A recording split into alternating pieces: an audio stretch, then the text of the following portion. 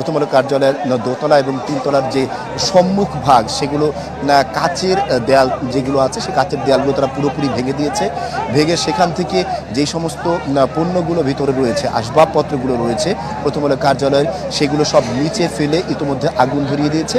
আমরা এখানে আসার পর থেকে কিন্তু এরকম আগুনের দৃশ্যগুলো দেখতে পাচ্ছি এবং বিক্ষুব্ধ ছাত্র জনতা যারা এখানে উপস্থিত রয়েছেন তারাও কিন্তু মুহুর্মুহু স্লোগান দিচ্ছেন এবং প্রথম আলো বিরোধী, ভারত বিরোধী, ভারতের আধিপত্যবাদ বিরোধী। এবং তারা জানাচ্ছেন যে আসলে ওসমান হাদির যে ভারত বিরোধী অবস্থান, সেই অবস্থানের কারণেই,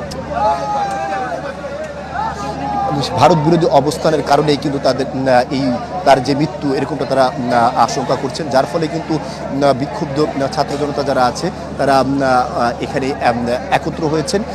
এই যে পর্ষণটি, এটি ঢাকার কারণ বাজারে প্রথম আলো কার্যালয়টি রয়েছে, মেট্রো রেল কার্যালয়ের মেট্রো রেল স্টেশনের একদম পাশে সড়কে। সুতরাং এখানে আমরা যাদেরকে দেখতে পাচ্ছি এরা প্রায় সকলেই ঢাকার বিভিন্ন অঞ্চল থেকে এখানে এসে একত্র হয়েছে।